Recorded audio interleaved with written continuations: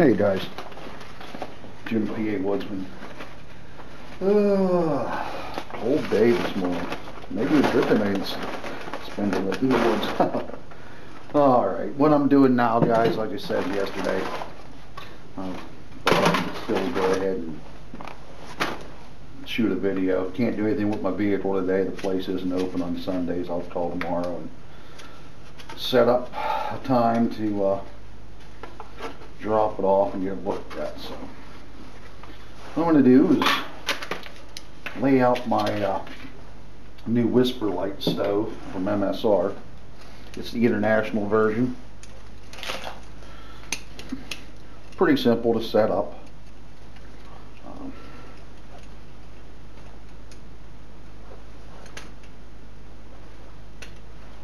What I'm going to do is boil some water, have some hot chocolate.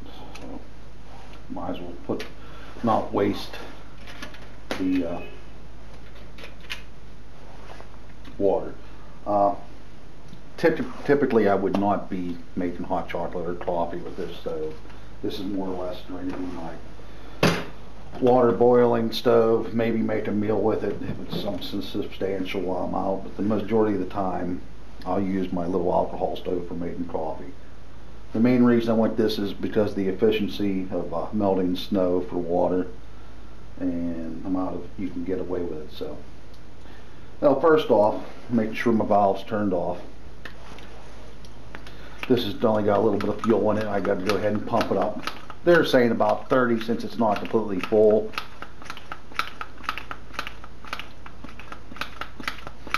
I'm going to go until I feel some sort of resistance.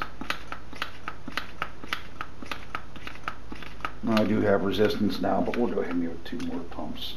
Because I used it the first time, it took a while to prime. Okay, and then all I gotta do is go here to this brass bedding. I'm gonna lubricate with a little bit of saliva. Hope that doesn't gross out too many of you. And then we're going to insert it on the side and take this safety catch and pop it in.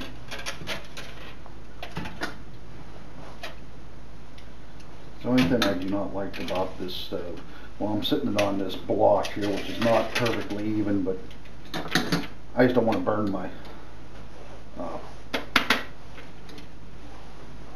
workbench. So, alright, so everything's out of the way. And what I'm going to do is now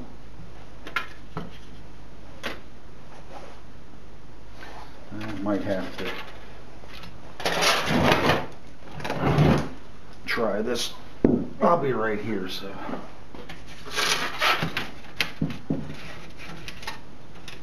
I want to put up my windscreen too when it comes time. So, alright, we're going to open up the valve. What I'm doing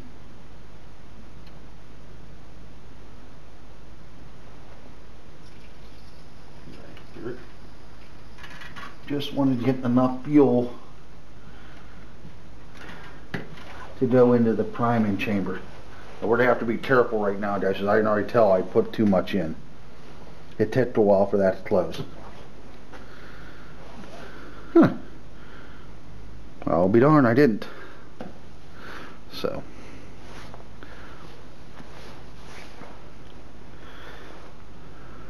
We're going to let that heat up. It's going to take about 2 minutes, and then we'll get back to you. Thought I'd throw it back on. What we're doing right now with these, what my understanding is, I said I just got it, so I'm no expert. We're learning. Is there's a wick, priming wick on the bottom there in that little cup, and you just want to get enough fuel in there. And what we're doing is we're trying to heat up. Trying not getting burned. Over here there's this tube, and that's when it heats up. It's going to turn this liquid to a gas state. We're going to let this start burning down. Once it gets below the burners, we'll get a little bit of fuel.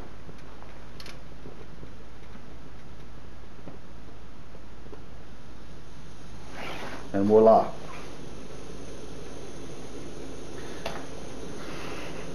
Now that turned out pretty good. Since the last time, I'm getting better. Now this is old fuel, so it's probably going to have a little more yellow to it than if it wasn't.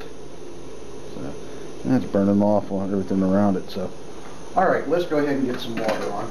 I'm only going to put a cup in, so it won't take long to do that.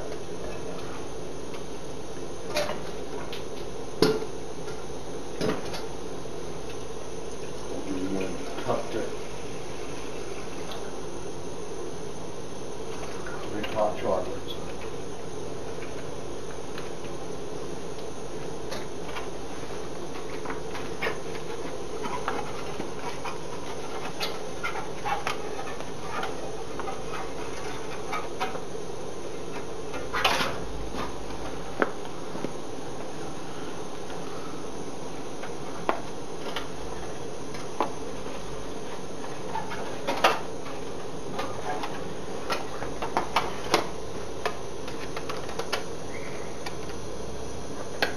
I'm going to set up my windscreen just to break it in.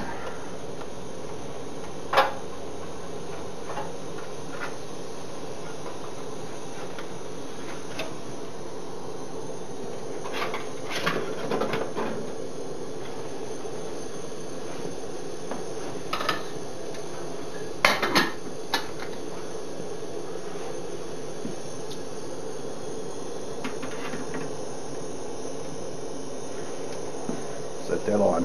Now, what they're telling me when you read up on it, the book, is that every 10 minutes you should add a few pumps of air to your bottle to maintain it. It doesn't take that long to boil water, but if I'm melting snow, it may take that long.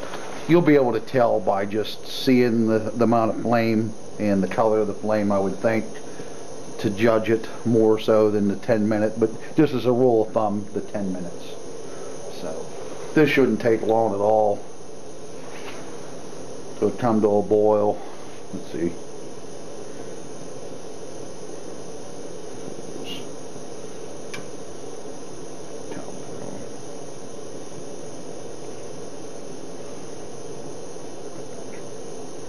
Stopwatch. Start. I'll go ahead and start my clock here. If anyone's curious, they're saying it takes 3 minutes to boil. It won't take that long since I only have a cup in there, and the water's been sitting in my house in my pack from yesterday, so I could crank it up even more. And another thing, people said these are extremely loud. I don't want to say they're that bad. It doesn't sound that rockety like I've heard people say they sound like, so.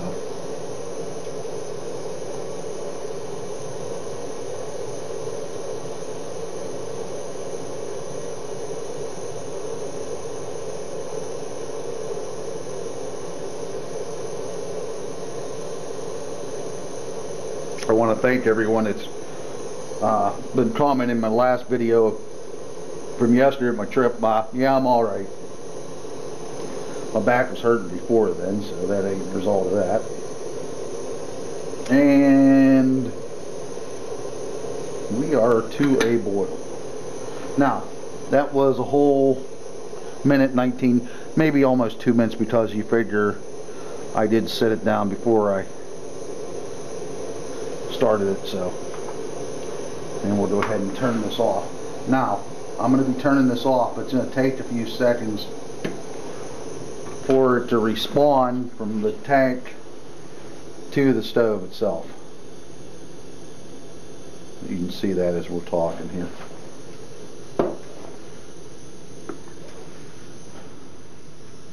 Swiss Miss and marshmallows.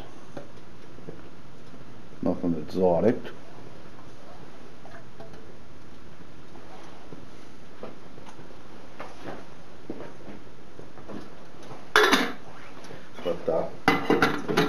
I am grateful for all the comments and well wishes, and I'm glad that things turned out the way they did and I wasn't injured. That would have really sucked. So, but the good Lord upstairs was keeping an eye on me. So, and to think at the beginning of the video I was saying the reason I left earlier was for the idiots that don't know how to drive. And look at me. I wasn't much better, was I? So.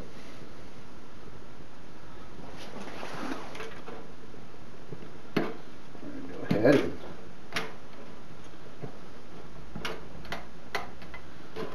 release this.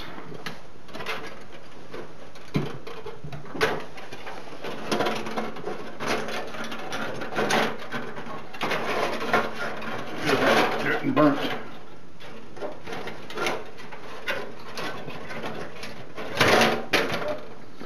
And before you store these,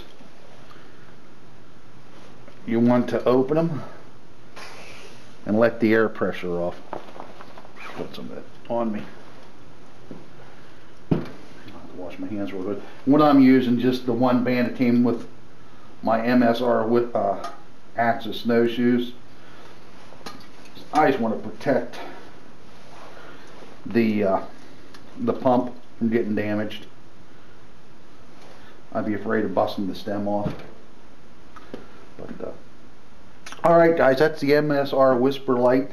That is the international version. I can use white gas, which is Coleman's fuel more or less, unleaded gas, kerosene, jet fuel, diesel fuel. I have to change jets for some of the fuels, but that's, like I said, the MSR Whisperlight.